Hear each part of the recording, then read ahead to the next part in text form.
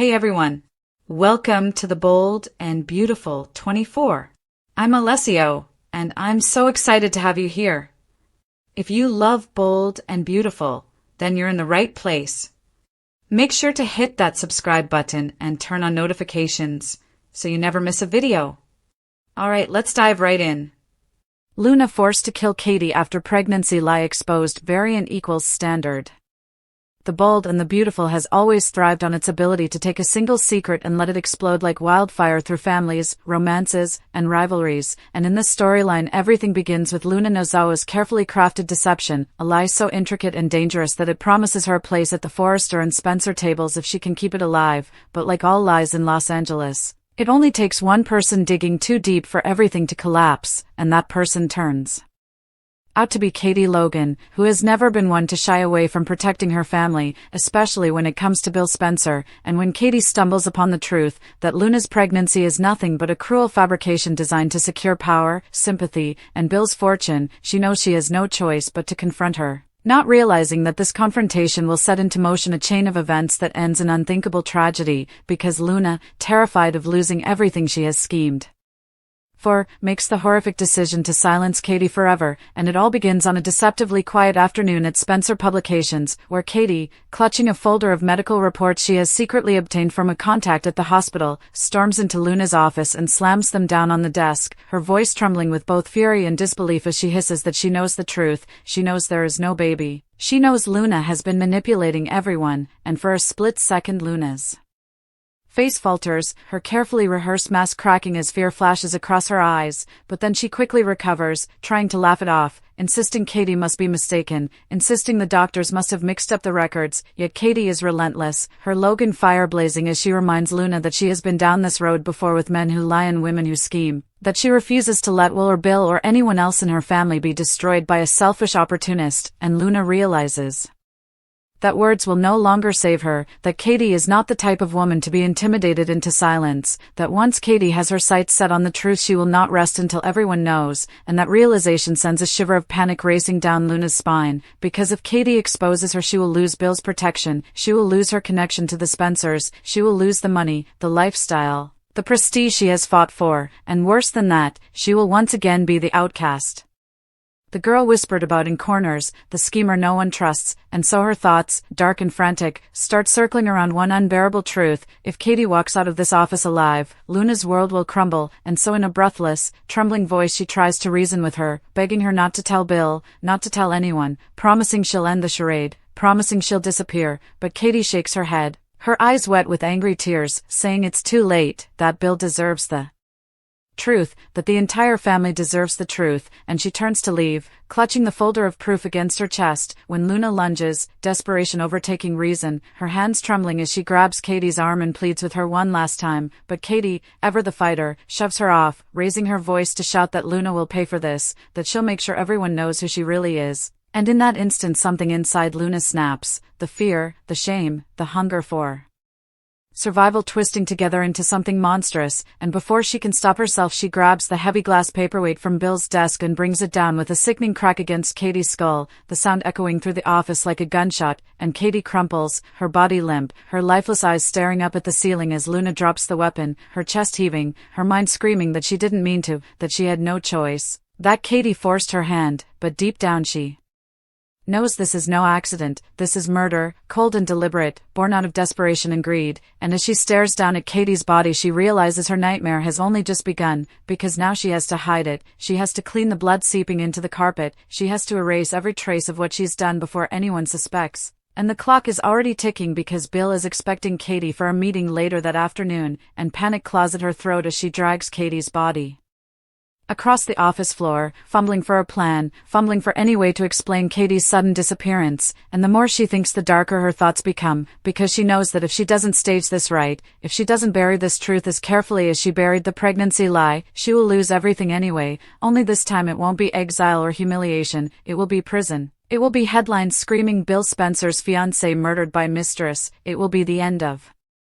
Everything, and as Luna stuffs the bloody paperweight into a drawer and locks it, as she wipes down the desk with shaking hands, as she presses her forehead against the cool glass of the window and forces herself to breathe, she whispers to herself that she's strong enough to survive this, that she has always survived, that Katie should never have pushed her, and yet no matter how many times she repeats it, the image of Katie's accusing eyes won't leave her mind, haunting her with the truth that some sins can never be erased, and though she's still alive, still standing, still draped in her elegant Forester gown and her false aura of control, Luna Nozawa has just crossed the line from schemer to killer, and nothing, not Bill, not the Spencers, not even fate itself, will ever look at her the same again. But covering up a crime is far more complicated than committing one, and as Luna crouches beside Katie's body, her entire body shaking with adrenaline and terror, she realizes she cannot simply leave her here in Bill Spencer's own building, because security cameras, staff members, and Katie's own relentless schedule will make her absence noticed within hours, maybe even minutes. And so she drags Katie's body with all the strength she can muster into the private bathroom connected to the office. Her mind racing as she locks the door behind her, staring at the woman who only moments ago was alive and fiery and unyielding, and now lies still and pale on the tile floor, her auburn hair fanned out like a halo, and the sight makes Luna's stomach lurch because no matter how much she wants to justify what she's done, the truth of Katie's humanity, the truth of what she has stolen from her son, from her sisters, from Bill, is undeniable, and yet the survival instinct in Luna roars louder than guilt, louder than grief, whispering that she must act fast, that she must outthink not only Bill and the Logans but the entire city of Los Angeles, and so she wipes her face, pushes her shaking hands into action, rifling through Katie's purse, taking her phone, deleting the recent calls, typing a hasty text to Bill that Katie has been called away for an urgent meeting, buying herself precious time, though the moment she presses send she realizes it will only delay the inevitable, because Katie is not the type of woman to vanish without a trace, and Bill will demand answers, Donna will call incessantly, Brooke will drive herself mad trying to track her down, and the entire Logan family will turn their eyes toward Luna, not because they suspect her of murder but because they already mistrust her, and one whiff of this disappearance will make them see her as the enemy. So she concocts a plan as wild and shaky as the heartbeat pounding in her ears, deciding she must move Katie's body somewhere no one will think to look, somewhere between Spencer's underground parking garage and the maze of industrial supply rooms where deliveries are made, places where workers come and go but where no one ever lingers long enough to notice, and dragging the body feels like dragging her own soul through hell, but somehow she manages, sweating and trembling as she maneuvers Katie into a laundry cart, throwing a blanket over her, praying the cameras are angled away, praying the security guard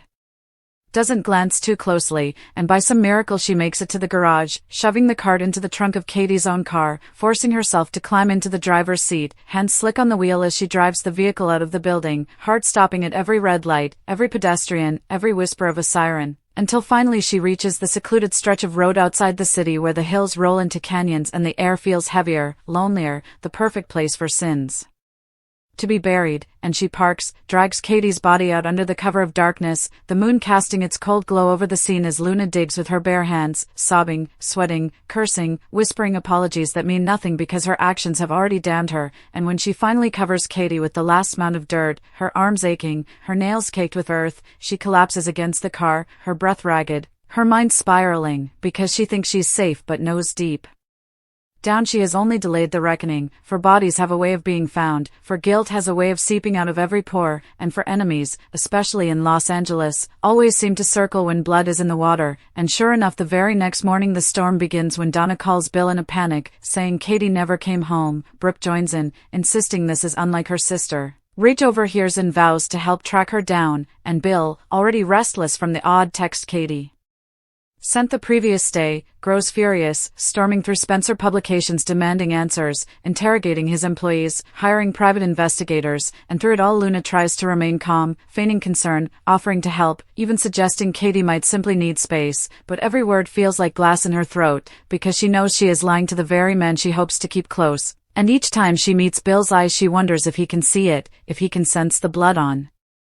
her hands, and paranoia begins to consume her, because in the hallway she hears whispers, in the elevator she feels stares, when Brooke brushes past her she swears the woman knows something, and worst of all, Will keeps asking about his mother, his innocent voice piercing her heart like a knife, asking when she's coming home, asking why she didn't say goodbye, and Luna, who thought she could handle this, realizes she is unraveling, unable to sleep without nightmares of Katie clawing her way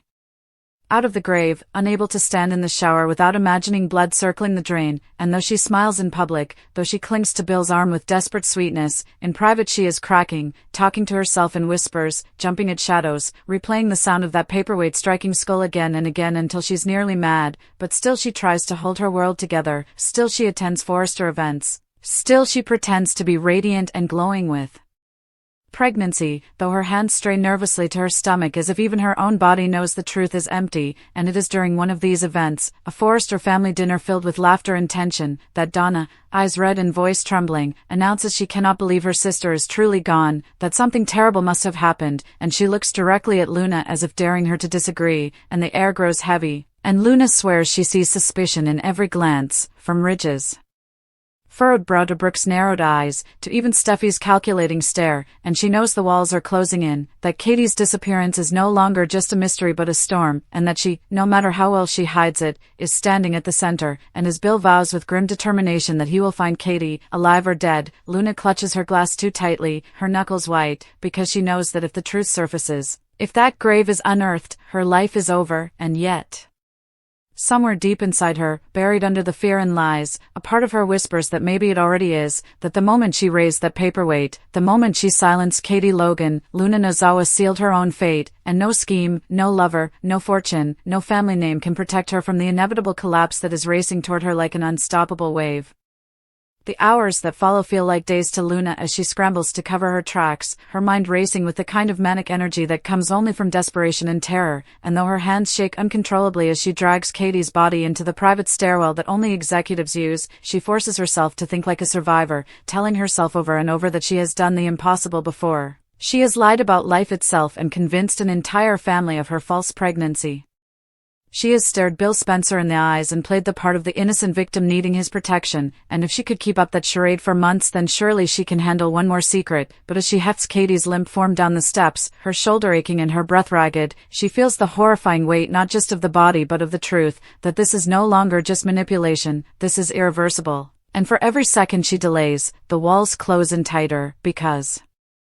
Katie was a Logan, and Logans don't simply vanish without the entire city going into uproar, and Luna knows that when Brooke, Donna, and Hope realize Katie is missing, when Bill begins calling her phone endlessly, the suspicion will be unbearable, so she has to act quickly, dragging the body into the underground parking garage where shadows cloak every corner, and there, in a fit of grim resolve, she stuffs Katie into the trunk of her own car, whispering apologies she doesn't mean, because in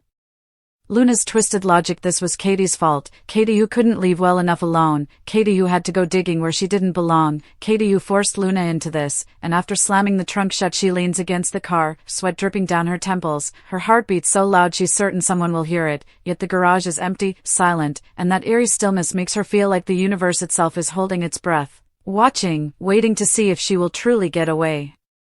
with murder, and she tells herself she must, she has no choice, she will not let Katie's moral crusade destroy her empire, because for Luna this was never just about the lie of pregnancy, it was about security, belonging, about never again being the poor, overlooked outsider scorned by the Forresters and ridiculed by the Logans, and Bill Spencer had given her that, he had made her feel like she finally mattered, and she would burn the entire city to ashes before letting it be taken away, so she drives Katie's car out of the garage with her knuckles white on the steering wheel, her eyes darting to every mirror, every passing pedestrian, convinced they all know, convinced that at any second sirens will wail behind her, but none come, the streets remain unnervingly calm, and she forces herself to keep going until she reaches a remote overlook outside Los Angeles where the city's glittering skyline looks almost like a mocking stage set, and there, under the cloak of night, she pulls the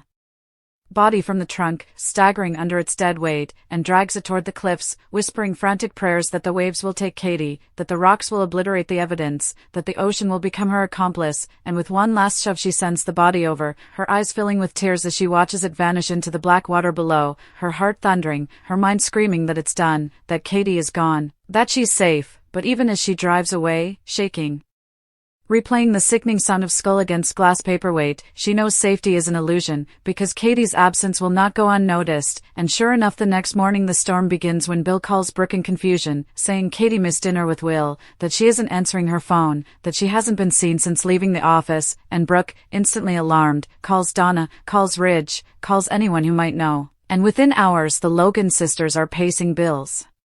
Living room, their voices frantic as they piece together timelines, and suspicion quickly sharpens to fury as they realize Luna was the last person seen with her, because an assistant swears they heard raised voices in Luna's office the day before, and when Bill confronts Luna she puts on the performance of her life, her eyes glassy with faint grief, her voice trembling as she insists she has no idea where Katie went, that she left the office long before Katie did, that perhaps Katie needed space, perhaps she ran off overwhelmed, but Bill knows Katie better than that. He knows she would never vanish without telling Will, without telling him, and as Luna clings to him, crying crocodile tears, he feels a seed of doubt he cannot quite shake, while across town Brooke is vowing she will uncover the truth if it kills her, and Luna, though outwardly composed, begins to unravel inside, because every phone call she overhears, every search party organized, every police inquiry feels like a hand tightening around her throat, and she starts seeing Katie's face everywhere, in the reflection of mirrors, in the shadows of hallways, in the silence of her bedroom at night, and the guilt gnaws at her until it transforms into paranoia, making her lash out at anyone who even slightly questions her, until Deacon notices her erratic behavior at Il Giardino and pulls her aside, asking what's wrong, why she looks like she hasn't slept in days, and for a split second she nearly tells him everything, nearly crumbles into his arms confessing that she killed Katie, but she swallows it down, masking her panic with some excuse.